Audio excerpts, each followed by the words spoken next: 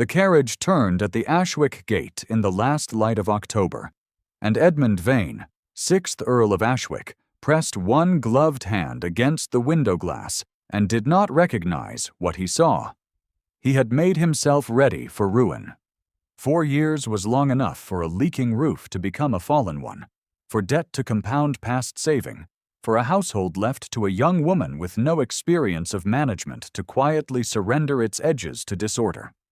He had told himself this during the crossing from Lisbon, during the long stages through the autumn countryside, and he had told himself it was just. He had left her ill-provisioned and had not come back when he might have. What he found now was what he deserved to find. The gate had been repainted. The stone wall along the lower drive, which had been crumbling when he departed, stood solid and newly mortared. Candlelight burned in every ground-floor window of the house. In the lane between the stable yard and the south cottages, a boy of perhaps 10 was running hard, and Edmund heard through the carriage glass the child's voice carrying back across the early dusk, calling out across the distance, "Lady Ashwick, my lord is come. Lady Ashwick, he is at the gate." The carriage drew up to the front steps, and Edmund descended. The air smelled of chimney smoke and turned earth, and something he could not name at first, something that lived behind his ribs. And he understood after a moment that it was the smell of the place itself. Unchanged, Ashwick's particular cold October breath, and that he had been waiting for it, without knowing he was waiting. She was in the doorway. She wore a plain gray gown that he did not recognize, because he had not been here to recognize any of her gowns, and she stood quite still with her hands at her sides, and she was watching him the way one watches something that has arrived later than expected, but not perhaps too late. She did not run down the steps. She did not call his name. She stood in her own doorway, and she waited for him to come to her, and the composure of it stopped him on the second step. "My lord," she said, "you are welcome home." He had rehearsed something. He did not say it. Cecily had not been told to expect him. He had been Edmund Vane before he was the Earl of Ashwick, a second son who had not anticipated the title and who wore it with a kind of scrupulous attention that sometimes read to those who did not know him as coldness. He had served as a diplomatic attaché in Vienna through the years of the coalition, and then accepted a military commission in Portugal when the war's end demanded a man who spoke French and could manage a post-campaign accounting with some precision. He had been, in both capacities, adequate. He had been, in the capacity of husband, absent. The marriage had been his father's doing, or nearly. The old Earl had loved Cecily Holt with a fierce and paternal tenderness since she was a girl, the orphaned daughter of his closest friend, raised partly in his household and educated alongside Edmund's younger sister. When the old Earl's health began to fail, and Edmund was preparing for his posting, there had been a conversation in the study at Ashwick Park that Edmund had not been entirely able to refuse. She had no one, the old Earl said. She had nothing. She would have the title and the house, and the protection of the name, and in return, she would have a companion in old Lady Marian, Edmund's great-aunt, and Edmund would have the knowledge that his father's dying wish had been honored. It had not felt like a cruelty at the time. It felt like a contract, which Edmund was good at, and Cecily had been 20 and composed at the ceremony, and he had told himself she understood the terms as he did. He had sailed 3 weeks after the wedding. The first year he wrote dutifully.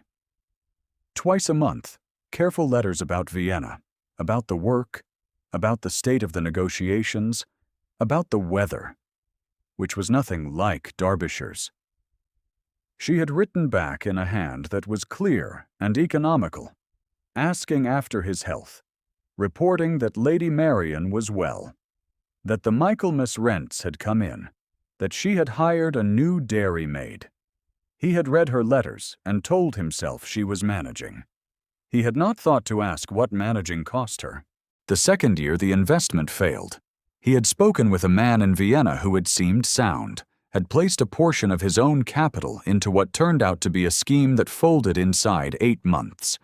The loss was not catastrophic on its own, but it sat on top of the debt his father had died carrying, a debt Edmund had not known the full measure of until the solicitors wrote him in Portugal with a figure that required him to sit down and do the arithmetic twice. He had not written home that month, or the next. By the time he could bring himself to begin a letter, the silence had grown a structure of its own, and he did not know how to dismantle it without confessing that he had left her with something worse than he had known. He began a letter from Vienna once and wrote at the top of the page, "I do not know how to tell you that I am ashamed." He had written 3 lines, and then folded it and put it in the desk, and not returned to it. The third year he told himself he would come home when the accounts were clear. The fourth year he understood, somewhere in Portugal in the second winter, that the accounts had been clear for some time, and that the reason he had not come was something he did not wish to examine too directly. Now he was here, and the gate was painted, and there was candlelight in every window. And Cecily stood in the doorway in a plain gray gown and waited for him to come to her. And he did not know what she had built in the time he had been away, or at what cost, or whether she still wished him to come at all. The next morning showed him. Thomas Burrell, his steward, a man of 50 with a dry precision Edmund had always respected, met him at 8 in the estate office and laid out the accounts with the quiet confidence of a man who has put things in good order and knows it. The roofs had been repaired in the second year. The lower field drainage, which had been failing since Edmund's childhood, had been redirected and opened in the third. The tenant leases, long left on terms that were overgenerous to an indifferent few and unreasonable to a diligent many, had been renegotiated, with 3 small farmers moved to better terms and 2 chronic defaulters courteously released. The schoolroom in the village had been opened in a room attached to the church and ran on 4 mornings each week. The debt, Burrell said, had been discharged in full by the middle of last year. Edmund looked at the figures for a long time. He turned to the page that showed the debt schedule and read the final entry twice. The last payment had been made in April of the preceding year, 14 months ago. He had been in Lisbon in April, watching the harbor and telling himself he would come home when the time was right. The time had been right for 14 months. He had not known that because he had not asked. "She did this," he said. "My lady oversaw it," Burrell said, with a care in his voice that Edmund heard as a kind of gentle warning. "She and I worked through the accounts together in the first months. After that, she had a good grasp of the whole of it. I advised where she asked me. The decisions were hers." Edmund closed the ledger. He was careful about it, closing it precisely, because he needed something careful to do with his hands. He walked out of the estate office and across the stable yard and stood at the edge of the kitchen garden, which had been extended by half its previous size and was now well inside the bones of autumn. And he tried to understand what he was feeling. If he had come home to disorder, to the thing he had braced himself for, he would have known what to do. He would have done it, and she would have let him, and they would have found some quiet arrangement of duties. He had known how to manage that. He did not know how to manage this. He had told Burrell once, in a letter from Lisbon, that he trusted Lady Ashwick to hold the household in his absence. He had written it as a form of instruction, a practical authorization.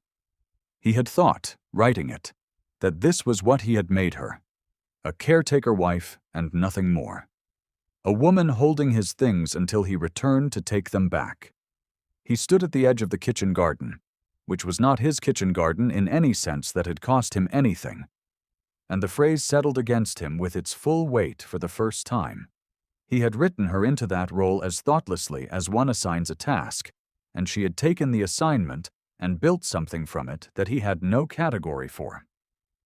He was still standing at the garden's edge when he heard her voice from the back passage. She was inside the old estate room that looked onto the kitchen yard, the one that had always been used for the gathering of tenants on quarter day, and the door stood open against the mild morning. He moved to the side of the building without intending to, and listened. Not concealing himself exactly. Simply not announcing himself. She was hearing a dispute between two tenant families over a shared water right. She had the two men before her, and a woman he did not recognize. And she was listening with a stillness that he had not seen in her before. Not the stillness of a young woman who did not know what to say, but the stillness of a person who was gathering everything said and weighing it. When both men had finished, she asked 3 questions, specific and plainly worded, and then she rendered a judgment that divided the morning access in a way that acknowledged one man's earlier title and the other's greater dependency, and both men left with something. The woman he did not recognize, Nell, a tenant's wife, remained a moment. "Will that hold, my lady?" she said. "Or will Partridge raise it again at the new year?" "If he raises it," Cecily said, "bring him to me again." She said it without heat, as a fact. "I will be here." Edmund did not go in. He stood in the cold outside the open door and understood that whatever he had imagined returning to, it had not been this. He had imagined a young woman who had endured. He had not imagined a woman who had become the county's quiet authority without any assistance from him at all. He was there long enough that the cold came through his coat, and he did not move. Inside, Cecily was making a note in a small book she kept on the table, her head bent, the pen moving in that economical hand he recognized now from 4 years of her letters. He was aware that he was watching her without her knowledge, that this was a version of her that existed when he was not present, had existed for 4 years, and that it was more substantial than anything he had known of her before. The back of her neck, above the gray gown, was very still. She reached for the inkwell, and he thought, with a clarity that was almost physical, that he would like to be the kind of man she turned to, rather than the kind she had learned to manage without. He went that evening to look over the papers in his father's old study on the upper floor, which had remained closed in his absence. He had letters to file, a few items from Portugal and Vienna that needed proper placement. He opened the desk's long center drawer to find the key to the cabinet and found instead the letter. It was folded in quarters. His own hand, the paper he had used in Vienna, with its particular creamy weight. He recognized it before he touched it. The way one recognizes a humiliation already formed. He picked it up and unfolded it, though he already knew what it said. "I do not know how to tell you that I am ashamed." And then 3 lines about the investment, about the debt, about the word that kept stopping his pen. He had put this letter in a desk in Vienna.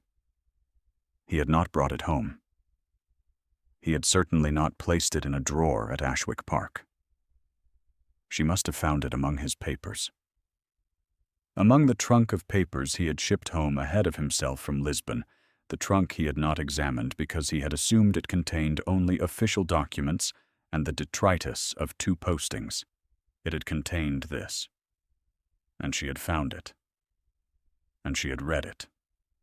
And she had put it here in the center drawer, where he would find it when he opened the desk.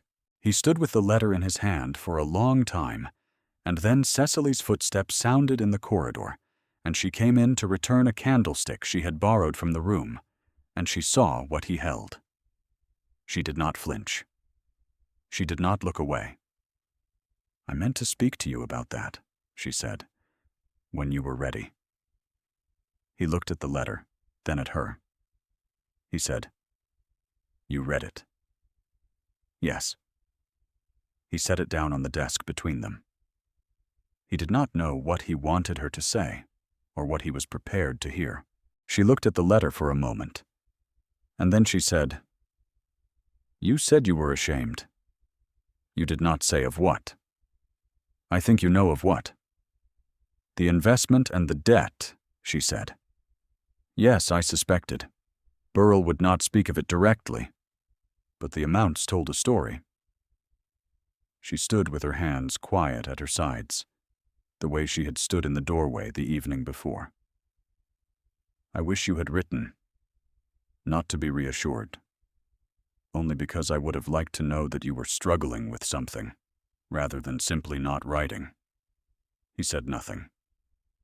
There was nothing that did not begin with "I am sorry," and he did not trust himself to say only that much. If you are still with this story, stay close. What Cecily did for 4 years deserves to be seen all the way to the end. She turned to go, and he said, "The letter was in Vienna. I left it in a desk in Vienna. How did it come to be in that drawer?" "You shipped a trunk from Lisbon," she said. "The papers inside were all disordered. I sorted them when it arrived, before you came home. I thought you might want them organized." She paused. "I left that one where I found it.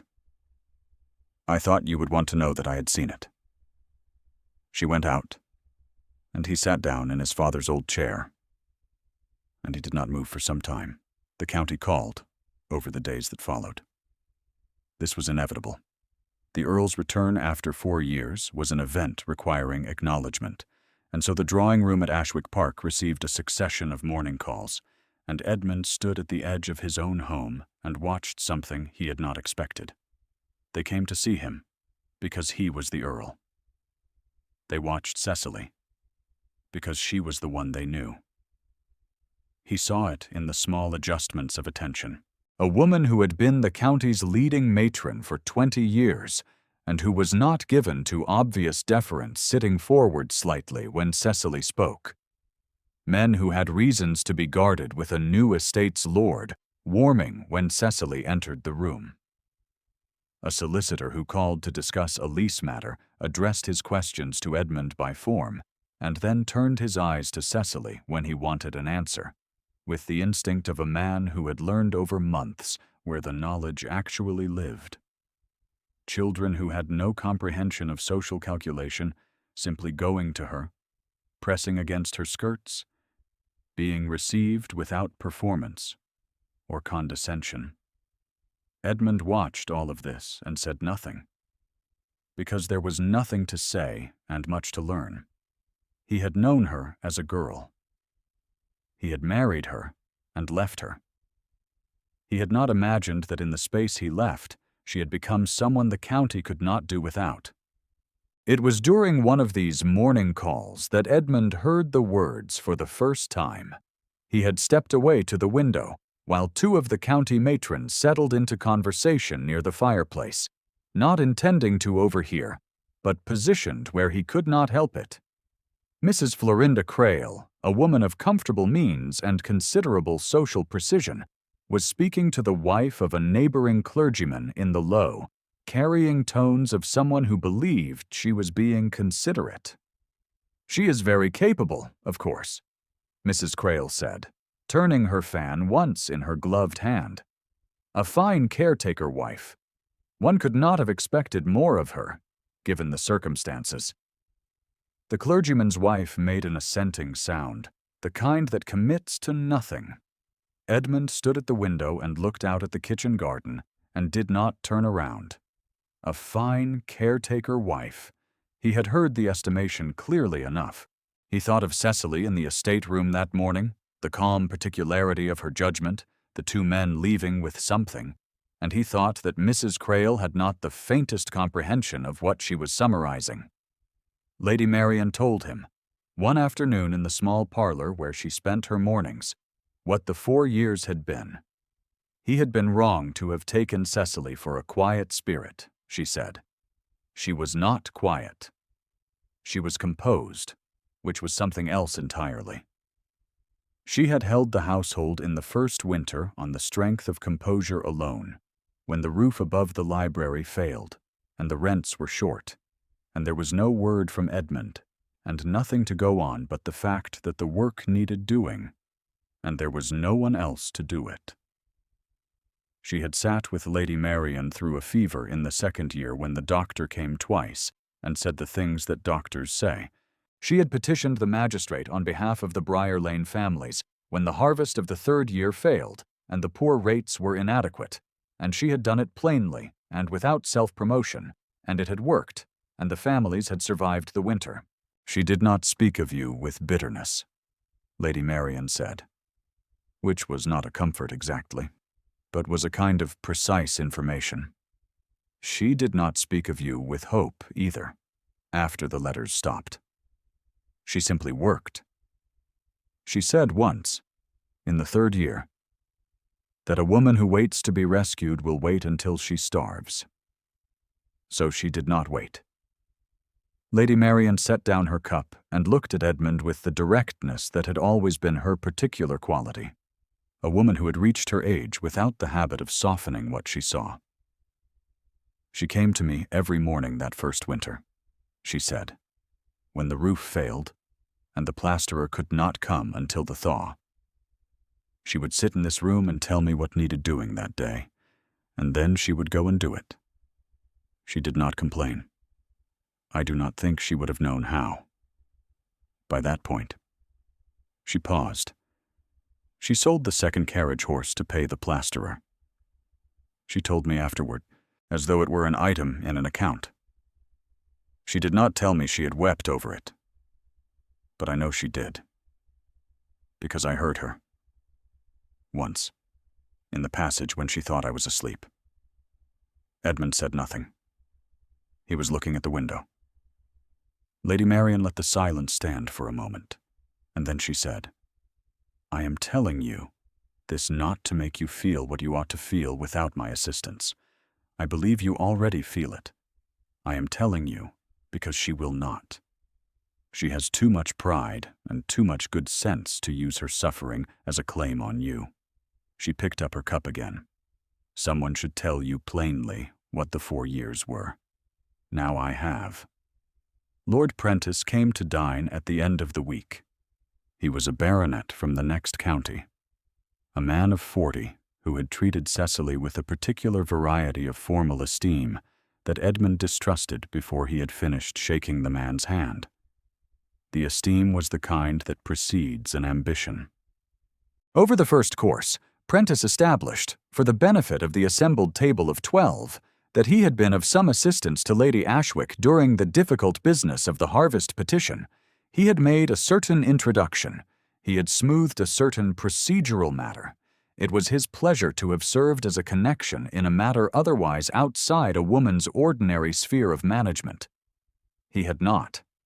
Edmund could see from Cecily's face, kept very still and very pleasant across the table, that the man had offered a letter of introduction she had not needed and had written to him twice since on the matter of the Eastern Lease Road, which adjoined his land, in ways that she had declined to be drawn into. His face across the table was the face of a man who had decided that the Earl's return was an opportunity to relocate influence he had hoped to cultivate and had not managed. Between the third and fourth course, speaking to the general table with the pleasant confidence of a man who believes himself uncontradictable, Prentice said, Lady Ashwick has served admirably as caretaker wife in your absence, my lord. Now that you have returned, I imagine you will wish to resume the management of the county affairs yourself. Edmund set down his glass. He looked at Cecily. Her face had not changed. She was looking at her plate with a particular quality of stillness that was not submission, he understood now, but restraint. He looked at Prentice. He looked at the table of 12, the men and women of the county who had been watching his wife for 4 years and who were watching both of them now. He said, Cecily is not a caretaker. She is Ashwick. The word sat in the room. Prentice's hand paused at his glass. Lady Florinda Crail, who had been watching with the bright attention of a woman prepared to report, looked briefly confused, as if the scene had not proceeded as anticipated. Thomas Burrell, seated near the foot of the table, did not hide the thing that crossed his face, which was something very close to satisfaction. Cecily looked up. She looked at Edmund across the length of the table in the candlelight, and he held her gaze. He did not look away, and neither did she, and the table understood something, though they could not have named exactly what. And the dinner proceeded. Prentice left shortly after the final course, finding a prior engagement he had not previously mentioned. When the last guest had gone, Edmund found Cecily in the small drawing room where she always went when the day was done, where the fire was kept lower than in the main rooms, and the candles were fewer, and the quiet was genuine rather than performed. She was sitting with a piece of correspondence, not reading it, holding it in her lap. He came in and stood near the door, and she did not ask him to sit, but she did not ask him to go, and the distinction mattered. "Prentice has been a difficulty," she said. "I gathered. He was not the only one." She set the correspondence down. "There were 2 others in the first 2 years who believed that my situation was an invitation. I managed them. I would have managed him." "I know," Edmund said. He came further into the room and stood near the fire. "That is not why I said it." She looked at him then, fully, the way she had not allowed herself to in the days since his return, and he felt the weight of it somewhere behind his sternum.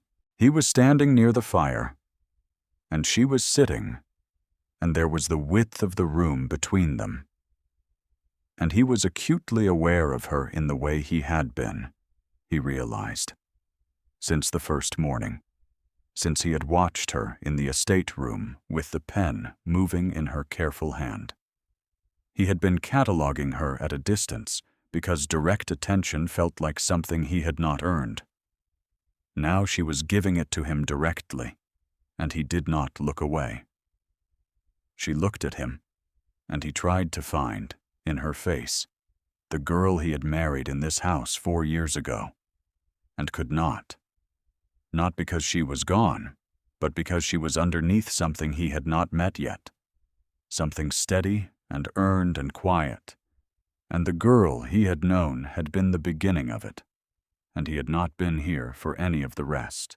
"I am sorry," he said, "for the letters stopping, for not coming home when I might have, for leaving you with a debt I should have told you about, and trusting that you would manage it without knowing you were managing it, and then being surprised that you had."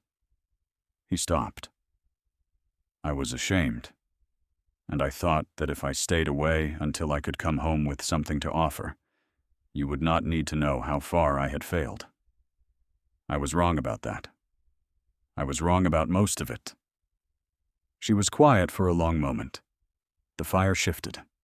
"I was angry," she said at last. "Not all the time.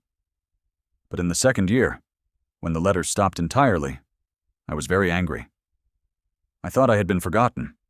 Not by the world, by you specifically, which was worse." She looked at the fire. "I had Lady Marian. I had the work. I had the county's good opinion, which I had not set out to earn, but which turned out to be useful. I was not without resource." She looked at him again. "But I was without you. And I had thought, at the beginning, that I might not mind that, because I had not expected us to be anything other than an arrangement. By the 2nd year, I minded it very much." Edmund sat down across from her, the width of the hearthrug between them. "I want to begin again," he said. "Not as though the 4 years did not happen. I would not ask that. Only to begin what we did not begin before I left, if you are willing." He had not meant it as a practical proposition. He heard, saying it, that it was not. He meant that he wished to know her, not as an estate to be managed, not as a problem resolved in his absence, but as the specific woman sitting 3 feet from him, who had sat with an elderly woman through a fever, who had petitioned a magistrate, who had stood in a doorway and waited for him without performance or appeal, and whom he had been watching for 9 days without being able to say any of this. The fire shifted. He did not move closer. He was aware that any step he took now would mean something, and that she would know it, and he wanted her to know it. But he also wanted her to have the choice of it. He waited. She reached into the pocket of her gray gown and took out the folded letter and set it on the cushion between them. The Vienna letter. The one that said, "I do not know how to tell you that I am ashamed." "I kept it," she said. "I thought you should know I had kept it." He looked at it between them and then at her. "Why?" he said. "Because it was the most honest thing you ever wrote to me," she said. "Because you did not send it, which told me something. And because you began it, which told me something else." She folded her hands in her lap. "I thought if you came home and found it, you would know that I knew, and you would not have to find a way to tell me. And we might begin somewhere past the part where you are managing what I will and will not be able to understand." He reached out and took the letter from the cushion and held it. The fire was warm. Outside, the first cold of November had pressed itself against the windows. "I began a letter to you as well," she said, "in the 3rd year. I did not finish it either." She looked at her hands. "I will show it to you, if you like." He said that he would like that very much. That winter came early, as winters in Derbyshire often do. By the first week of November, the frost had settled, and the fields had gone still and silver, and there was snow before Christmas, not the heavy kind that troubles a county, but the quiet kind, dry and fine, that settles over the kitchen garden and the repaired wall and the painted gate, and makes everything seem as though it has always been well kept, as though no other world were possible. Edmund learned the estate he had left behind in the way one learns a territory that has changed shape. He walked the tenant farms with Burrell and met the families Cecily had helped through the hard years, and they received him with the careful courtesy of people who owed nothing and chose to be civil anyway. Nell, the tenant wife he had seen in the estate room, looked at him steadily when he introduced himself on the farm path, and said, without inflection, "Lady Ashwick has been good to us, my lord." He said that he knew. She seemed to decide, on the basis of that exchange, that he was someone she could acknowledge, and turned back to her gate. He understood that whatever standing he had here he would earn from beside Cecily, not in front of her. This did not trouble him as it might once have. He was, by this point, past the vanity that had kept him in Lisbon when he should have come home. He began to find, in those early winter weeks, that there was a particular quality of ease in being present for the small things. Not the ledgers and the lease negotiations, which he attended to with Burrell and which were largely in good order, but the smaller things. The morning when Cecily was deciding whether to order coal for the schoolroom, and he was able to tell her that the supplier in Matlock would give a better price than the one she had been using. The afternoon she was writing to the magistrate about a boundary matter on the South Field, and he knew the man's habits and was able to tell her which argument he would find most persuasive. These were not large contributions. They were the contributions of a man learning to be useful to a woman who did not need him to be essential. And the difference, he was finding, was considerable. The schoolroom in the village had a teacher, a young woman from a neighboring parish whom Cecily had found and paid from the estate accounts before asking Edmund's opinion. He had no opinion other than that the teaching was competent, and the children arrived in the morning and were visibly more present by the afternoon, and that this was sufficient recommendation. He began to attend the Friday sessions at the end of each month at which Cecily met with the village schoolmistress, because it was useful to know what the county's children needed, and because sitting in the room with Cecily when she was working was, he had come to find, one of the better uses of his time. Lady Marian noticed. She noticed everything, and she had the good grace to say nothing except once, near Christmas, when she remarked that it was a pleasure to have Ashwick Park feel like a house again, and not merely a household, and Edmund thought that was as near to a benediction as Lady Marian would offer. He found Cecily's unfinished letter on a Tuesday in December, tucked inside the cover of the accounts book she had kept in the 3rd year, the one he had asked to review so he could understand the sequence of decisions that had cleared the debt. He knew her handwriting by now, the clear, economical hand that had sent him 12 careful letters in the 1st year, and he recognized it before he registered that the page was not an account entry, but prose. He read it without deciding to. The first line said that she wondered sometimes if he was ashamed of having married her.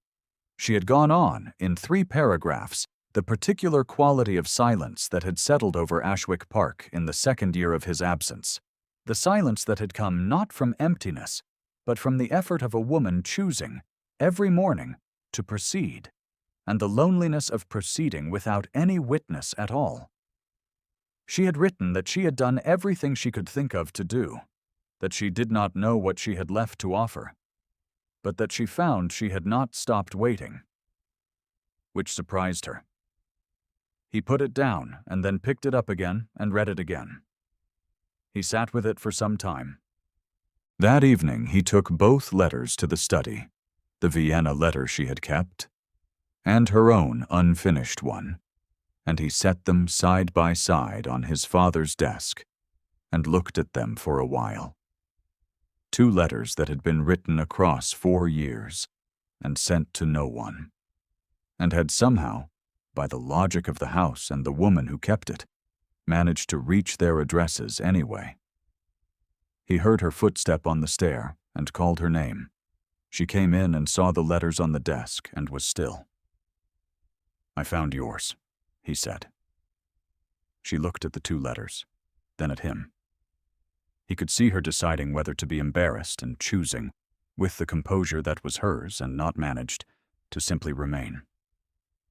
"Now we are even," she said. He looked at her.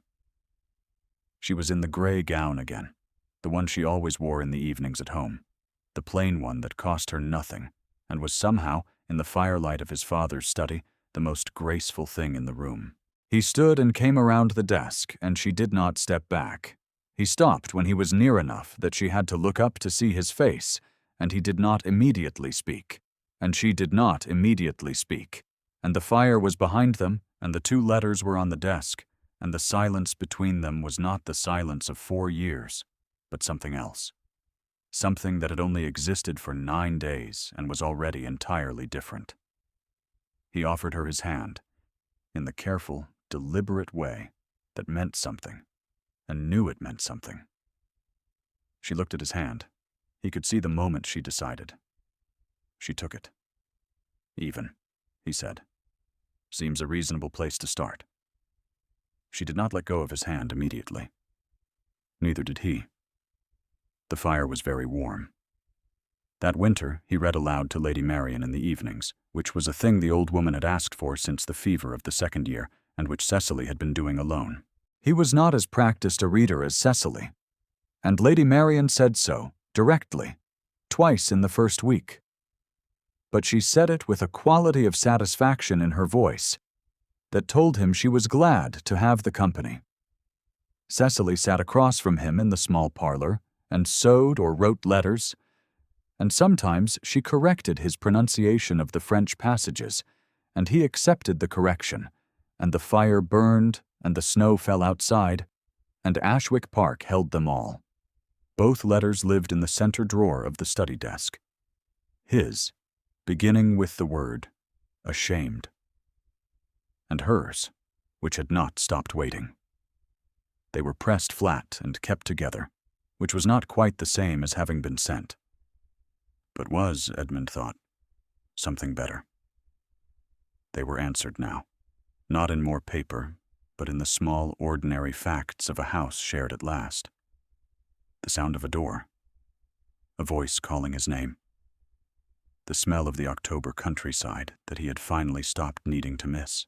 He had come home to find she had become a legend without him. What he had not understood, standing at the gate with the painted stone and the candle-lit windows, was that she had been waiting to become something else entirely. He was home, and so at last was she. If this story stayed with you, leave a word below for Cecily, and for all the quiet work that goes unseen until it cannot be ignored any longer.